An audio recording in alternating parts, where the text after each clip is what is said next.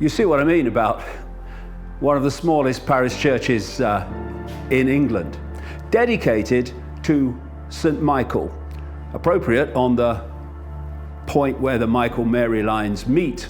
So why is it that so many churches, not just in Albion, but all over the world, are built on these PowerPoints, on these ley lines that were so important to the pagans, the Celts, the Druids?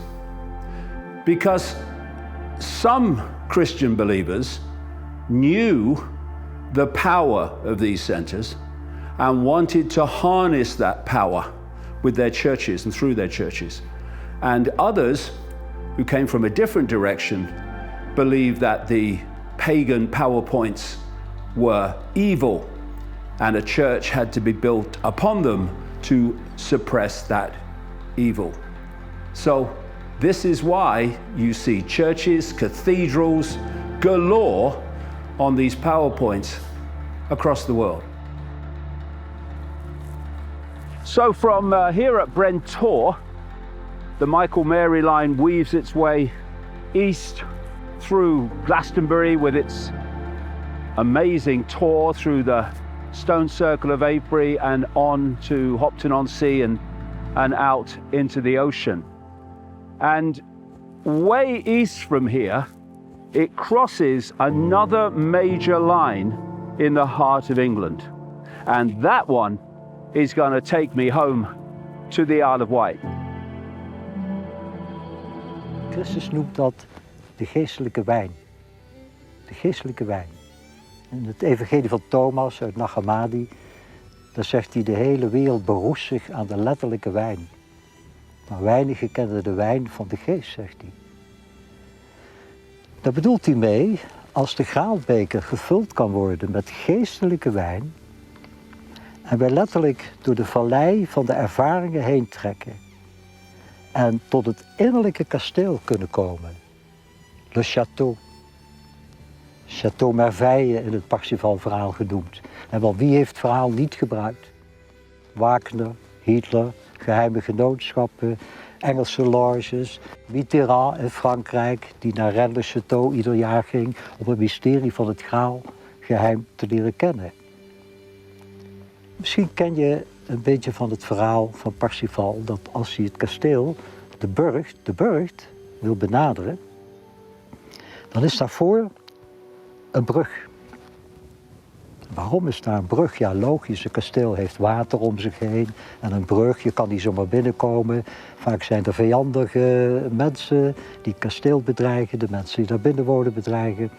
En de ophaalbrug gaat pas omlaag als jij van binnen strijdloos bent geworden.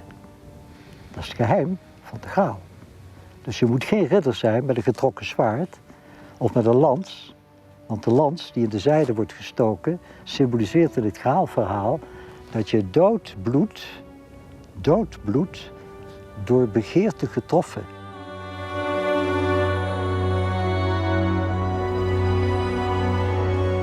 Wij zijn lichaam, ziel en geest.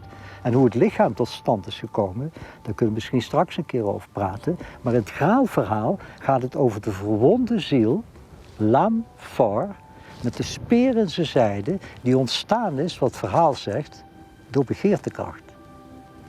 Boeddha noemt dat Tanya. Christus zegt in de Nag Hammadi-bronnen, in het evangelie van Thomas, heel vaak dat we door die begeerte continu onszelf in beweging zetten. Tot zelfs na de dood. Het rad van reïncarnatie begint weer te wentelen. Want de Graal heeft nu juist te maken, en dat vind je niet in uiterlijke torens of gebouwen of uiterlijke altaren of uiterlijke perkamenten of le dossier secret van Bérenger Saunière. Nee, dat vind je in het geheim van je eigen lichaam. The kingdom of God is inside. I was with my wife Sarah and a close friend, and I was actually at an event called a multidimensional show in Birmingham. But I was just sitting in the cafe with my wife and our friend. Now our friend had her back to the door, and the door opened, and my friend just turned around and said, who just walked in. She hadn't even seen. She just said, "What has walked in?" Because she could feel that something wasn't right.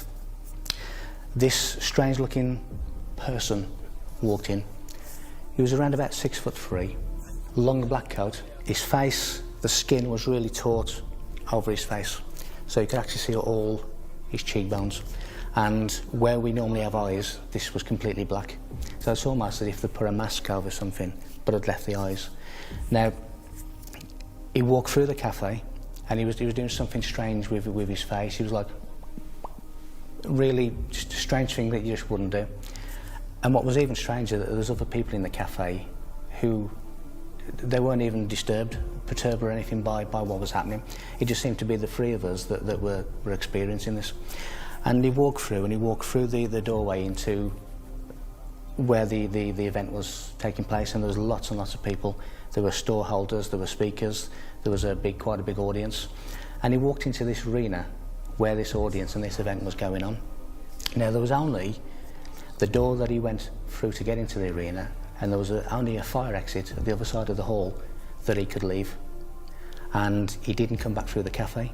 He went into the main arena, and I watched him for several minutes just standing there watching what was going on. And it was Simon Parks who was talking at the time, who is this kind of person. So I don't know if he was there for his benefit or what, but he just walked into this arena and just disappeared.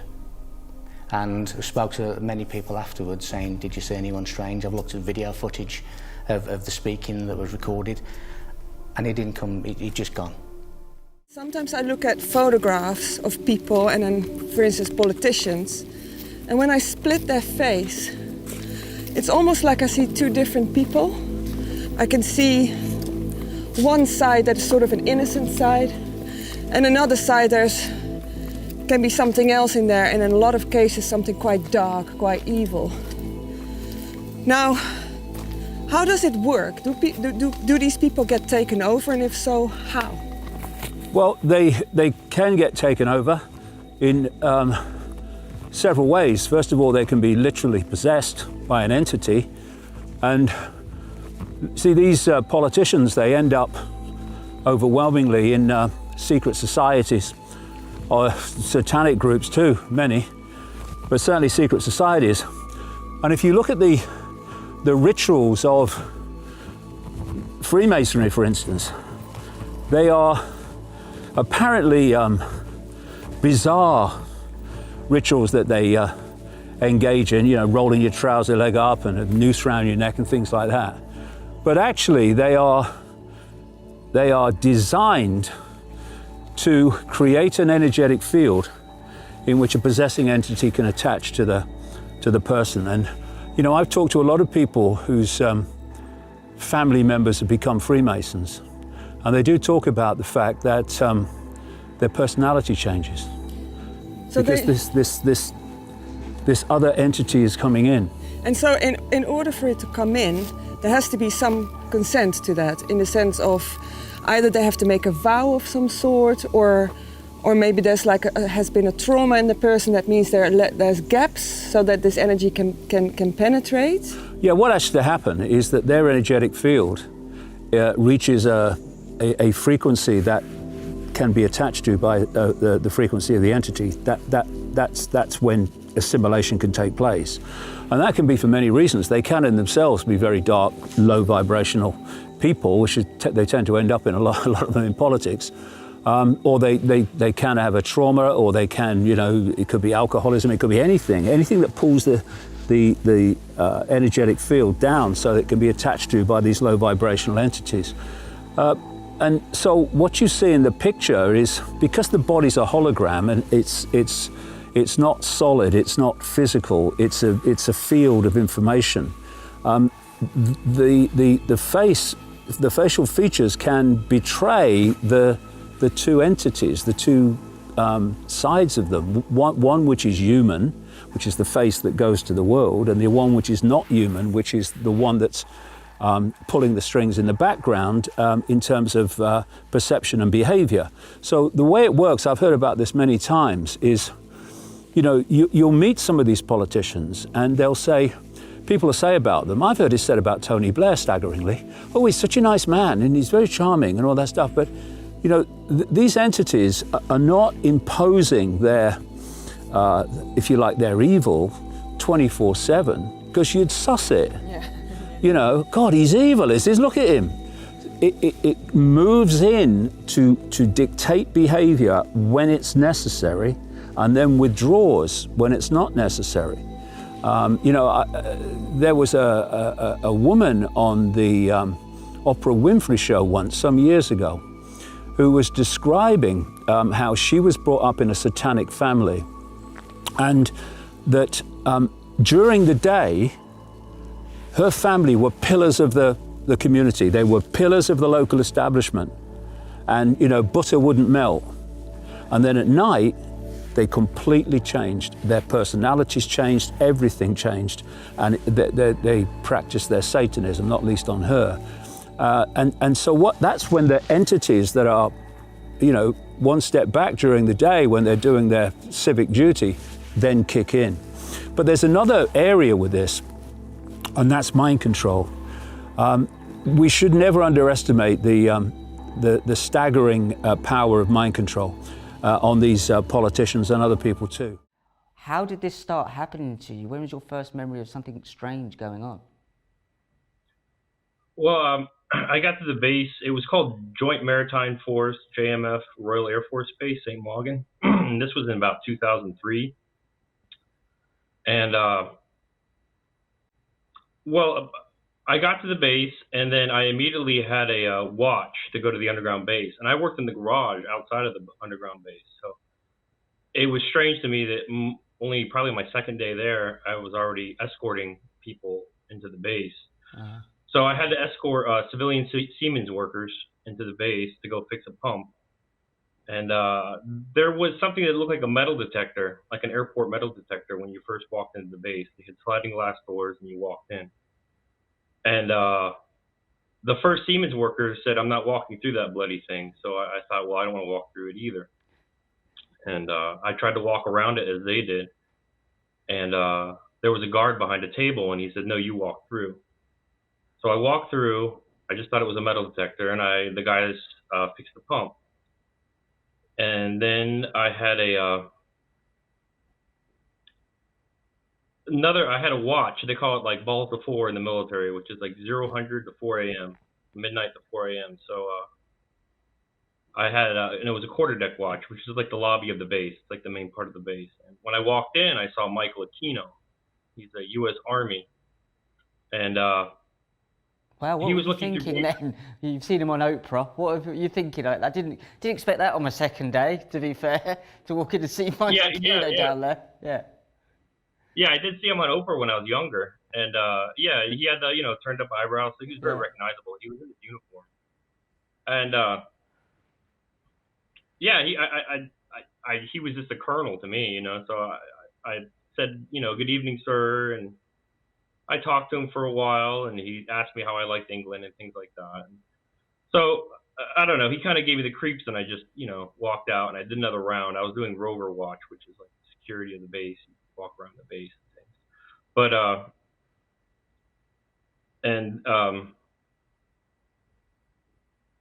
then I had another midnight to 4 a.m. watch, and there was a first-class petty officer there, the petty officer of the watch, and he pointed at the computer monitor and he said, what do you think about that?